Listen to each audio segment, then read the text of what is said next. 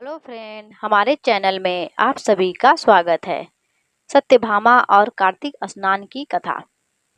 वृंदावन और द्वारिका की पावन भूमि पर भगवान श्री कृष्ण और उनकी सहधर्मिणियां राधा रानी, सत्यभामा और रुक्मिणी रहती थी। इन देवी भक्ताओं का हृदय भक्ति और प्रेम से भरा था। कार्तिक मास का आगमन होते ही सभी गोपियां और रानियां अपने अपने घरों और घाटों में स्नान और पूजा का आरंभ करती। एक वर्ष कार्तिक मास के आरंभ में सत्यभामा जी ने देखा कि रुक्मिणी जी हर सुबह प्रातः काल उठकर यमुना तट पर स्नान करती और भगवान श्री कृष्ण का ध्यान और पूजा करती है। उन्होंने यह देखकर अत्यंत उत्सुकता हुई। उन्होंने रुक्मिणी जी से पूछा, बहन, यह कार्तिक मास में प्रतिदिन स्नान और पूजा करने का महत्व क्या है? क्या इससे सच में भगवान की कृपा प्राप्त होती है? रुक्मिणी जी मुस्कुराई और बोली, सत्यभामा, कार्तिक मास का स्नान केवल जल में डुबकी नहीं है, यह हमारे हृदय और आत्मा को शुद्ध करने का मार्ग है। जिस प्रकार नदी का पवित्र जल शरीर को शुद्ध करता है, उसी प्रकार यह भक्ति और व्रत हमारे जीवन में सौभाग्य, धर्म और मोक्ष लाता है। जब हम श्रद्धा और प्रेम से स्नान करते हैं तो भगवान स्वयं प्रसन्न होकर हमारी भक्ति स्वीकार करते हैं।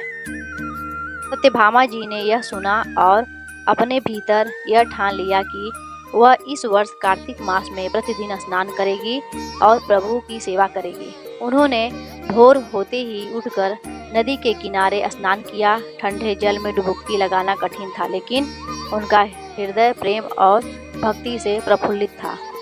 स्नान के बाद उन्होंने तुलसी का पूजन किया और भगवान श्री कृष्ण का ध्यान करते हुए भजन गाए। भगवान श्री कृष्ण ने ये देखा और अत्यंत प्रसन्न हुए। उन्होंने सत्यभामा जी के पास जाकर कहा, प्रिय सत्यभामा, मैं तुम्हारी भक्ति से अत्यंत प्रसन्न हूँ। तुम्हें न केवल शरीर से स्नान किया, बल्कि अपने हृदय और आत्मा से भी मुझे याद किया। यह कार्तिक मास का स्नान वास्तव में सबसे उत्तम और पूर्णकारी है। सत्यभामा जी हर्षित होकर बोली, प्रभु, आपकी कृपा से ही यह संभव हो पाया है।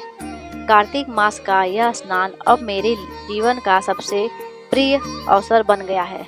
मैं प्रतिदिन इसे करती रहूंगी।